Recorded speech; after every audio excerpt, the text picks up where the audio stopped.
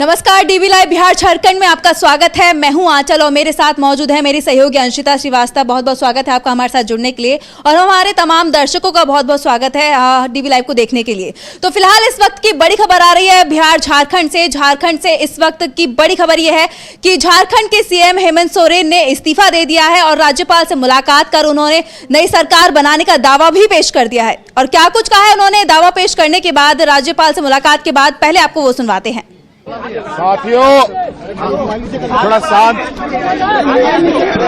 आज हम लोगों ने महागठबंधन की तरफ से नए सरकार की गठन का प्रक्रिया को शुरू किया है। माइक आगे बढ़ा दीजिए भैया। उसको उस प्रक्रिया में आज राज्यपाल महोदय के पास हम लोगों ने अपना वर्तमान सरकार से इस्तीफा देते हुए आगामी सरकार की गठन की रिक्वेस्ट और निवेदन और दावा हम लोगों ने पेश किया है महामहिम जी के समक्ष। और उन्होंने हमें कार्यवाही मुख्यमंत्री का भी जिम्मा सौंपा है और सरकार बनाने का न्योता भी उन्होंने हमें दिया है। और इस क्रम में हमारे साथ कांग्रेस प्रभारी भी हमारे साथ रहे, आरजेडी के प्रभारी भी हमारे साथ रहे, वाम दल के भी प्रभारी हम लोगों के साथ रहे और हम लोगों ने अपने पूरे विधायकों का समर्थन भी इनको सौंपा है। और अगली कार्रवाई की हम अब तैयारी में लगेंगे, जो 28 तारीख को शपथ समारोह का कार्यक्रम तय किया जा रहा है। धन्यवाद। 28 तारीख मंत्रिमंडल होगा क्या? हाँ, बताएंगे। एक बार फिर झारखंड में हेमंत सोरेन की सरकार बनने जा रही है। एक बार फिर हेमंत सोरेन जो है झारखंड के मुख्यमंत्री बनने जा रहे हैं। ये एक बहुत बड़ी बात है क्योंकि झारखंड में ऐसा पहली बार हुआ है जब कोई सरकार रिपीट हो रही हो। ये बहुत बड़ी बात है। और अगर आंकड़ों की बात की जाए तो इंडिया गठबंधन ने झारखंड में 56 सीटें जीती थी 81 सीटों में से। और वहीं एनडीए की बात की जाए तो एनडीए सिर्फ 24 सीटों पर सिमट कर रह गया था। कांग्रेस ने 16 और जेएमएम ने 34 सीटें जीती थी, जबकि बीजेपी की बात की जाए तो सिर्फ 21 सीटों पर ही सिमट कर रह गई थी बीजेपी। ये बहुत बड़ी बात है कहीं ना कहीं। और अब जो जेएमएम के नेता हैं, जेएमएम और कहा जाए तो झारखंड के जो सीएम है वो एक बार फिर से सीएम बनने जा रहे हैं। इस पर क्या कहना चाहेंगे आप? बिल्कुल बहुत बड़ी जीत है क्योंकि एक देखा जा सकता है कि सबसे पहली बात जो आपने ही कहा आंचल कि पहली बार ऐसा हो रहा है कि जब से झारखंड का गठन हुआ है तब से ये पहली बार है कि कोई सरकार वहां पर रिपीट की हो। हालांकि इससे पहले तो ये भी स्थितियां रही हैं झारखंड में कि कोई भी सीएम 5 साल तक रहा नहीं।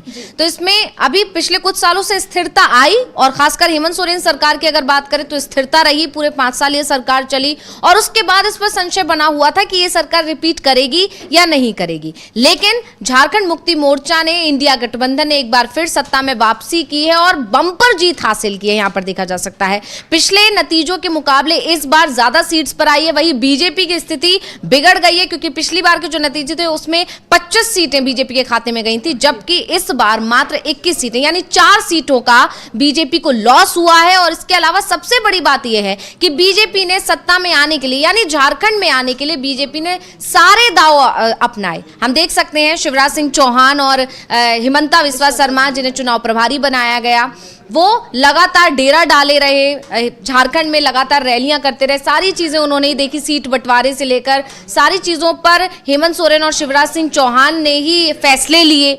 और उसके बाद चाहे हम बात करें इस तरह के बयानबाजी जो हुई घुसपैठियों को लेकर, बटेंगे तो कटेंगे, और हेमंत बिस्वा शर्मा को लेकर हर कोई जानता है कि वो फायरब्रांड नेता है बीजेपी के और बहुत ही ज्यादा ऐसे विवादित बयान देते हैं। इसको लेकर ये भी कहा जाता है कि आला कमान को खुश करने के लिए वो इस तरह के बयान देते हैं। लेकिन बीजेपी के कोई भी बयान या बीजेपी का कोई भी दाव इस बार वहां झारखंड में चलता हुआ दिखाई नहीं दिया और बीजेपी को करारा झटका लगा। और सबसे ज्यादा बड़ी बात जो यहां निकल कर आ रही है वो ये कि बीजेपी को आदिवासियों ने, और खासकर जो SC ST वोट है वहां पर, जो ये माना जाता है कि वहां पर मुख्य भूमिका में रहते हैं ये आबादी, और इन्हीं के हाथ में होता है कि सत्ता किसकी बनेगी।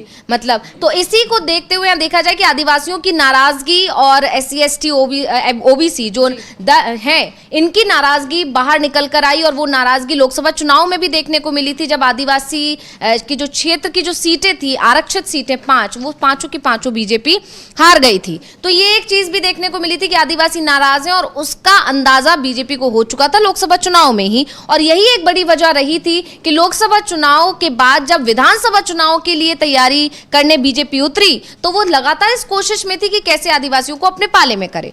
और उसका जरिया जो उन्हें मिला वो थे चंपाई सोरेन। चंपाई सोरेन हेमंत सोरेन से नाराज हो गए क्योंकि उनसे CM पद से हटा दिया गया। चंपाई सोरेन बड़े आदिवासी नेता माने जाते हैं, JMM से काफी पुराने जुड़े हुए, मतलब जब से JMM का गठन हुआ तभी से चंपाई सोरेन थे। यहां तक कि उनका इतना सम्मान था कि टिकट बंटवारे से लेकर बड़े से बड़े फैसले में चंपाई सोरेन को सम्मान दिया जाता था।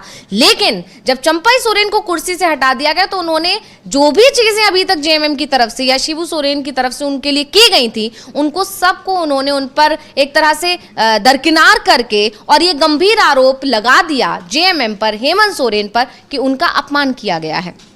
ये सारी चीजें आदिवासी समुदाय को और झारखंड की जो जनता है उसे नहीं पसंद आई, और इसीलिए चंपाई सोरेन से नाराजगी बढ़ी।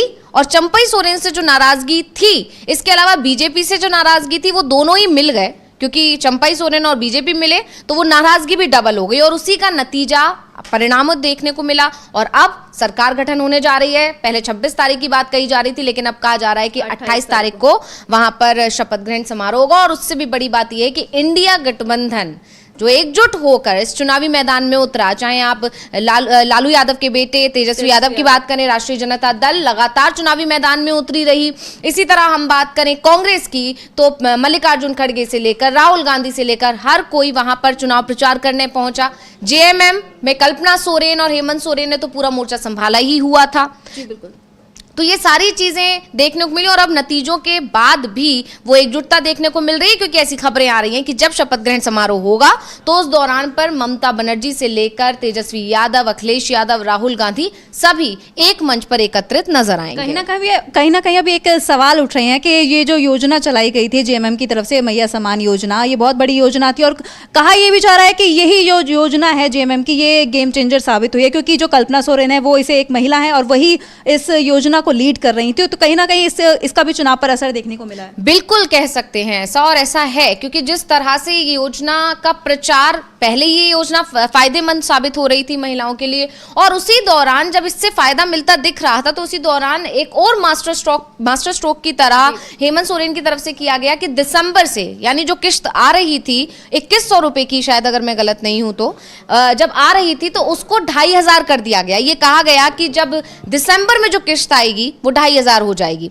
तो वो चीज गेम चेंजर के तौर पर बिल्कुल आप कह सकते हैं हुई। और उससे भी बड़ी बात यह है कि महिलाओं को लुभाने के लिए या महिलाओं की तरफ ये जो योजना है उसका प्रचार प्रसार करने के लिए कल्पना सोरेन जो आगे आई, कल्पना सोरेन ने जितनी प्रमुखता से ये मैया सम्मान योजना का प्रचार प्रसार किया, गांव-गांव घूमी, जगह जगह जाकर महिलाओं से संवाद किया, संपर्क किया, उन तक इस योजनाओं के बारे में पहुंचाया। साथ ही बीजेपी ने क्या षड्यंत्र रचा है, क्या साजिश रची है JMM के खिलाफ, किस तरह सरकार गिराने की कई बार कोशिश की गई, लेकिन वो कामयाब नहीं हुई, क्योंकि कई बार देखा गया कि खरीद फरोख्त का मामला बहुत बार निकल कर आया, लेकिन हेमंत सोरेन ने हर बार इस जो उथल पुथल मची हुई थी उसे संभाल लिया।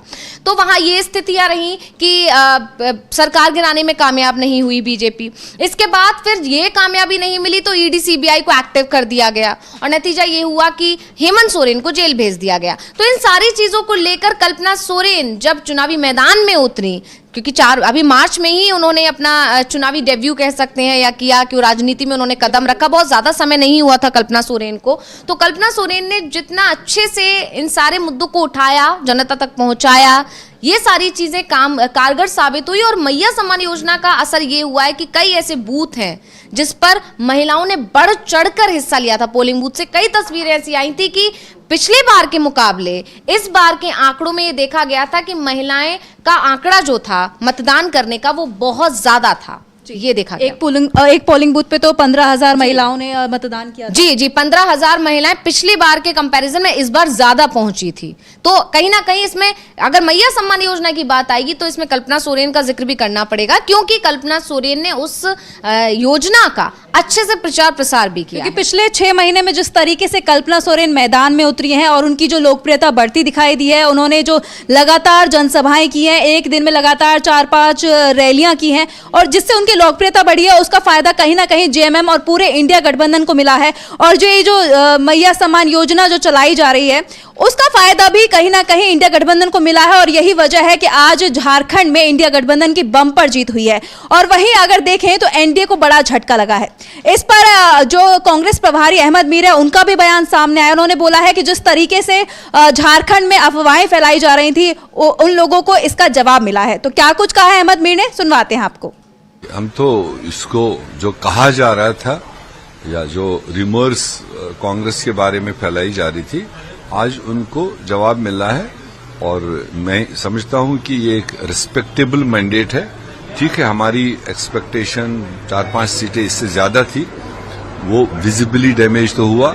2 मंत्री, एक मंत्री और एक विधायिका जो बहुत ही पॉजिटिव हम मान के चल रहे थे और 2 सीटों पर मांडव और डाल्टनगंज में माइनर वोटों से रह गए, तो ये हमारी कैलकुलेशन में थे। बट फिर भी जो 16 का आंकड़ा फिलहाल क्लियर हुआ है, मैं नहीं समझता हूं ये कोई कम है ऐसे कंपटीशन में, क्योंकि भारतीय जनता पार्टी का भी जंग कांग्रेस के साथ ही था और भी सारे एलिमेंट्स काम कर रहे थे जिनका टारगेट कांग्रेस था। तो उसके बावजूद हमारे इंडिविजुअल कैंडिडेट्स ने, पार्टी ने, हमारी नेशनल लीडरशिप ने जो रिक्वायरमेंट से बेहतर टाइम यहां दिया और हमारे इनिशिएटिव्स को बूस्ट करने में मदद किया। मैं समझता हूं कि ये मोर देन सफिशिएंट। सर, बैठक कब बुलाई जाएगी? विधायकों की बैठक और महागठबंधन में? आज हमारी लेजिस्लेचर पार्टी की बैठक है, देखते हैं कितने लोग इलाकों से फ्री हुए होंगे, वो आज पहुंचेंगे और आज ही हमारा 12 बजे के आसपास गठबंधन के विधायकों की मीटिंग है और वहां पर जो प्रक्रिया होगी वो शुरू हो जाएगी गवर्नमेंट फॉर्मेशन की। सरकार बनाने का तो सुना आपने कि किस तरीके से गुलाम अहमद मीर ने ये साफ कह दिया कि जिन्होंने झारखंड में आकर अफवाहें फैलाई थी उनको ये जवाब मिला है। जो जेएमएम की जीत है, इंडिया गठबंधन की जीत है झारखंड में, वो कहीं ना कहीं जो विपक्ष है उसके लिए जवाब है। और ऐसे में सवाल ये उठता है कि विपक्ष आखिर खुश क्यों नहीं है, क्योंकि बार बार जो विपक्ष है महाराष्ट्र का तो जिक्र कर रहा है लेकिन झारखंड का जिक्र नहीं कर रहा। लेकिन खुश होना चाहिए, ये बात बड़ी है क्योंकि ये बड़ी जीत हुई है। जैसे कि हम अभी थोड़ी देर पहले भी चर्चा कर रहे थे आंचल कि पिछले मुकाबले इस बार ज्यादा अच्छी स्थिति में आए हैं हेमंत सोरेन, बहुमत का आंकड़ा उनका बड़ा है, सीट्स ज्यादा आई हैं उनके पास।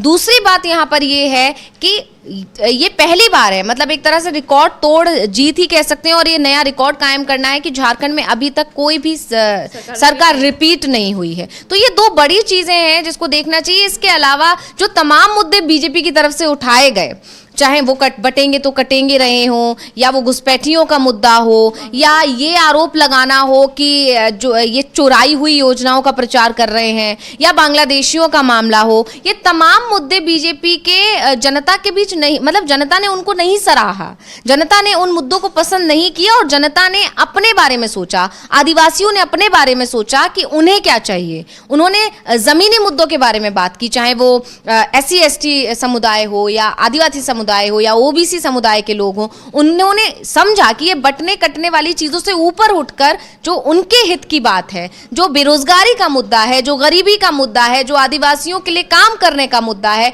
इस पर चर्चा होनी चाहिए। क्योंकि इससे पहले जब बीजेपी रही तो उसने आदिवासियों के लिए क्या किया, और ये सवाल लगातार कल्पना सोरेन पूछ रही थी कि आप हम पर सवाल उठा रहे हैं, आप हमसे कह रहे हैं कि हम चोरी की हुई योजनाओं का इस्तेमाल कर रहे हैं, प्रचार प्रसार कर रहे हैं, तो आप ये बताइए कि जब आप सरकार में थे तब आपने क्या काम किया इन लोगों के लिए, आपने महिलाओं के लिए क्या काम किया, आपने आदिवासियों के लिए काम क्या किया। तो ये सारी चीजें हैं जो मतलब हेमंत सोरेन और इंडिया गठबंधन को इससे खुश होना चाहिए कि जो वो जनता से चाह रहे थे, जनता ने बिल्कुल उससे अच्छा रिजल्ट उनको दिया है। क्योंकि जिस तरह से कल्पना सोरेन, जब हेमंत सोरेन जेल में थे उस दौरान कल्पना सोरेन जिस तरह से चुनावी मैदान में थी और जिस तरह से चुनाव प्रचार कर रही थी और जिस तरह से ये जनता तक मैसेज पहुंचा रही थी कि आपके दादा को जेल में डाला गया, वो भी साजिशन डाला गया है, रोते हुए कल्पना सोरेन के कई वीडियोस सामने आए, तो जो आंसू कल्पना सोरेन के निकले, उनके वैल्यू कह सकते हैं कि उनकी वैल्यू की है जनता ने, और जनता ने अपना फैसला सुना दिया है कि उन्हें वो चाहिए जो उनके हित के बारे में सोचता है। तो यहाँ पर एक बहुत अच्छा मैसेज है जनता ने पलट के दिया है। अगर हेमंत सोरेन ने काम किया जनता के लिए, आदिवासियों के लिए, वहां के और दूसरे समुदायों के लिए, तो जनता ने उसका रिवर्ट दिया है इन रिजल्ट्स के जरिए से। तो इस पर बात करनी चाहिए और इस पर खुश होना चाहिए। जी बिल्कुल, जनता ने मुद्दों पर चुनाव लड़ा और मुद्दों पर ही वोट दिया, जिसकी वजह से आज हेमंत सोरेन एक बार फिर से सरकार रिपीट करने जा रही है। मतलब हेमंत सोरेन एक बार फिर से सीएम पद की शपथ लेने जा रहे हैं। इस बीच एक बड़ा बयान आया है जो कांग्रेस नेता सुबोध कांत ने दिया। एक बार सुन लेते हैं क्या कुछ कहा है उन्होंने। किया है और टेंटेटिव हो सकता है 28 तारीख का दिन राजभवन जाने का। और आज कितने लोग मुख्यमंत्री वगैरह दावा पेश करने जा रहे हैं राजभवन? मतलब सभी लोगों ने, देखिए वो तो डिक्लेयर लीडर है ही थे बिफोर इलेक्शन, और आज एक विधिवत उसका जो फॉर्मेलिटी था वो पूरा किया।